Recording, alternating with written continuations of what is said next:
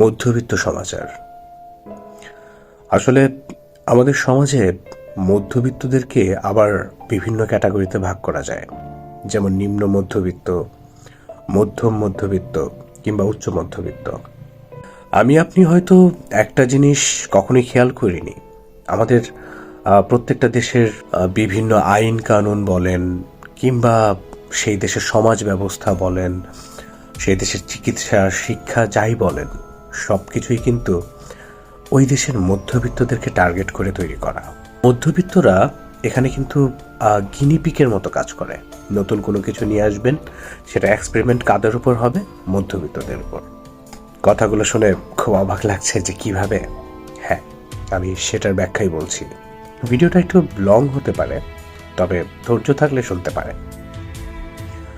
এই যে পোশাক খাতের কথাই যদি আমরা বলি, বিভিন্ন দামি দামি ব্র্যান্ডের পোশাক বা আশপাশে যাই দেখেন, সেগুলো যে ডিসপ্লে করে রাখা হয়, সেগুলো কাদের জন্য রাখা হয়? উচ্চবিত্তদের জন্য নাকি নিম্নবিত্তদের জন্য? তাদের জন্য রাখা হয় না। আপনি যখন মধ্যবিত্ত হবেন তখন আপনি রিকশায়, পায়ে হেঁটে কিংবা লোকাল বাসে চেপে হয়তো কোথাও যাচ্ছেন। ওই বাইরে ডিসপ্লেতে রাখা ড্রেসটা আপনাকে খুব আকর্ষিত করবে, অনেক দামি ব্র্যান্ড। আপনার কাছে মনে হবে যে এটা উচ্চবিত্তদের জায়গা, কিন্তু উচ্চবিত্তরা আদৌতে সেখানে যায়ই না। ওটা আপনাকে আকর্ষিত করার জন্য রাখা হয়েছে।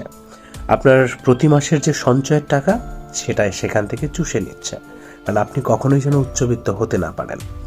আপনার আমার মাথার ভিতরে এমনভাবে কিছু জিনিস সেট করে দেওয়া আছে যে আমরা মাঝে মধ্যে নিজেদেরকে বুঝাইতে চাবো যে আমরা অনেক উচ্চবিত্ত, আমরা অনেক বিলাসী।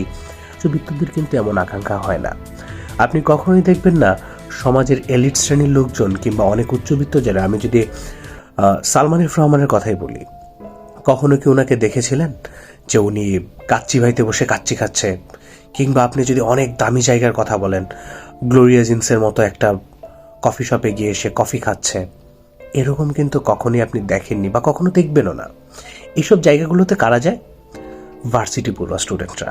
গ্রাম থেকে কিংবা মুফাসল থেকে বাবা মা প্রচুর কষ্ট করে প্রতি মাসে একটা অর্থ তাকে দিচ্ছে পড়াশোনা করার জন্য, আর সে নিজেকে একটু উচ্চাভিলাষী দেখানোর জন্য দামি দামি রেস্টুরেন্টে যাচ্ছে, দামি দামি পোশাক কিনছে। এটা কিন্তু শুধুমাত্র সে মধ্যবিত্ত জন্যই করছে। উচ্চবিত্তরা এই দেশের বিশ্ববিদ্যালয়গুলোতেও পড়ে না। বাংলাদেশের যত দামি বিশ্ববিদ্যালয় বলেন, যত ভালো বিশ্ববিদ্যালয় বলেন, উচ্চবিত্তর সন্তানরা সেসব বিশ্ববিদ্যালয়ে যায় না। চাকরির বাজার বলবেন, সেটাও মধ্যবিত্তদের জন্যই তৈরি করা। আপনি প্রত্যেকটা মধ্যবিত্তকে দেখবেন যে চাকরির জন্য একটা সময় পর দৌড়াচ্ছে। বিদেশে উচ্চশিক্ষা বলেন, বাইরে সেটেল হওয়ার কথা বলেন, বা যাই বলেন, সমাজে যত স্ক্যাম, যত নতুন কিছু, নতুন সফটওয়্যার, নতুন নতুন নতুন যত কিছু দেখছেন, সব মধ্যবিত্তদের জন্য। নিম্নবিত্ত একজন ভিক্ষুকের কথাই যদি আমি বলি, সে সকাল হলেই আপনার সামনে যে হাত পাতবে, 10টি টাকা যাবে, আপনি দিবেন, এভাবে করে কিন্তু তার দিন কেটে যাবে। কিন্তু একটা মধ্যবিত্ত কখনোই কারোর সামনে গিয়ে হাত পাততে পারবে না। তার পেটে প্রচণ্ড ক্ষুধা থাকবে। ওই যেই হোটেলের সামনে টাঙিয়ে দেওয়া আছে যে এখানে যাদের টাকা নাই, অর্থ নাই, গরিব মানুষ, তাদের জন্য ফ্রি খাবার, মধ্যবিত্ত সেখানেও খেতে পারবে না। আবার ধরেন অনেক দামি কোনো একটা রেস্টুরেন্ট, সেটার সামনে অনেক বড় করে লেখা আছে 40% ডিসকাউন্ট চলছে, 20% ডিসকাউন্ট চলছে। মধ্যবিত্ত টাকার অভাবে সেখানেও যেয়ে খেতে পারবে না। কিন্তু মাস শেষে যখন আবার কিছু টাকা হাতে আসবে, ওই অনেকগুলো টাকা হাতে পেল, তখন সে প্রথম 10 দিন খুব খরচ করবে, পরে যে আর কিছুই না। আবার চিকিৎসা ব্যবস্থার কথা বলবেন, সেটাও কিন্তু মধ্যবিত্তদের জন্যই তৈরি করা। কিংবা দেশের যত আইন কানুন আছে, সব কিছুই একজন মধ্যবিত্তর জন্যই তৈরি করা।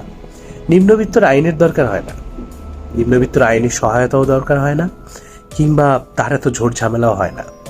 উচ্চবিত্তদের কখনো কোনো খুন হয় না, তাদের হাতে কখনো মার্ডার হয় না। আপনি যদি আনভির রহমানের কথা চিন্তা করেন, মুনিয়াকে যে হত্যা করলো, তার কি কোনো বিচার হয়েছে? তার নামে কি কোনো মামলা হয়েছে? হলেই সেটার কয়দিন চলছে সেটা।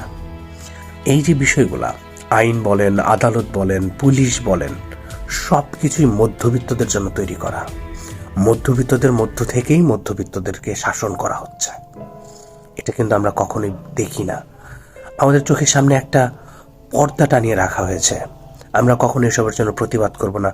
আমরা কখনো উচ্চবিত্ত হওয়ার স্বপ্নই দেখব না। আমাদের যতটুকু আছে সেইটুকু শেষ করার চেষ্টা করব। ইভেন আমাদের ব্রেইনটাকে এভাবেই সাজানো হয়েছে। আপনি সমাজ ব্যবস্থা বলেন, লোকে কি বলবে, আমি এইটা করলাম, আমি সেইটা করলাম, এগুলো মধ্যবিত্তদের জন্য, উচ্চবিত্তদের জন্য না। উচ্চবিত্তদের কখনো আইনি সহায়তা প্রয়োজন হয় না। উচ্চবিত্তদের কখনো সমাজ ব্যবস্থার তোয়াক্কার প্রয়োজন হয় না। সমাজের প্রত্যেকটা ভালো খারাপ সবকিছুই মধ্যবিত্তর জন্য।